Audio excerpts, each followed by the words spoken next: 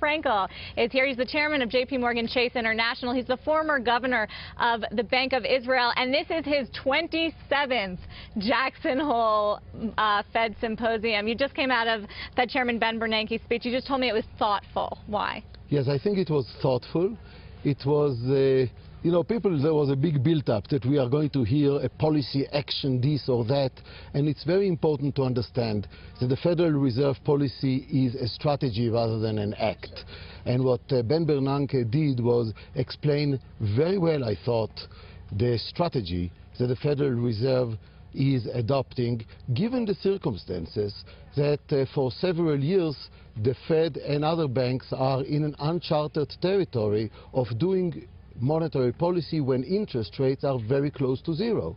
Yep. So it means that you have to use other channels, the channels of purchases of assets, the channels of communications and guidance to the market, and he spent significant amount of time in order to show that these instruments that were used have been effective, although he also emphasized that it is a risky business to operate with zero interest rate and that there are some still headwinds. Yeah, he used the word cost to describe that. Yes, and like always, you need to assess cost versus benefit.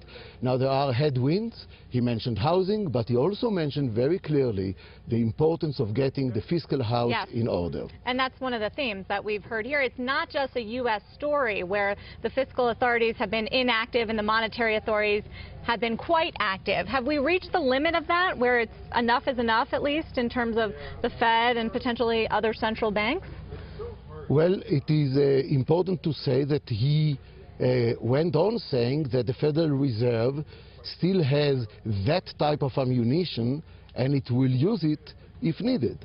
So in that sense, the limit has not been reached. But by the same token, the limit of not relying too much on monetary policy has been reached, and it's extremely important that people realize that the real gorilla is on the fiscal front, and it is essential to understand that what the Fed does is providing some breathing space for Congress and the fiscal authorities to get their acts together, and this is really the issue. One should not think that the Fed can solve the problems of the United States for the long term. That is certainly a common theme, and it's something I know you and I have been talking about. We last spoke in Siena. We were talking about the European crisis. Mario Draghi, unfortunately, could not make it here. He's very busy. But based on the policy steps, both from the European Central Bank and from some of the politicians there, are you feeling more confident about what's happening in Europe?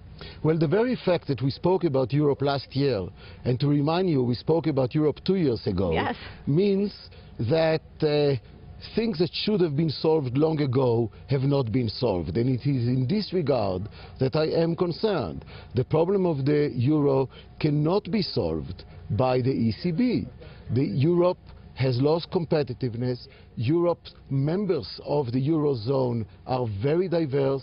They have different degree of competitiveness, they have different degrees of unemployment, they have different fiscal challenges, they are different in terms of their current account, and unless they adopt policies that makes them fit better to the same bed, they will have a problem.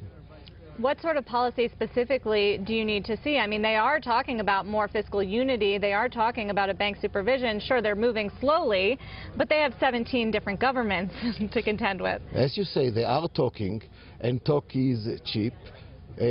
Policies will need to be in place. At the present time, it looks like the ECB policies are credible and the markets are impressed. But again, they are a bridge. They are a bridge for the governments to take their action, and that has still to be seen.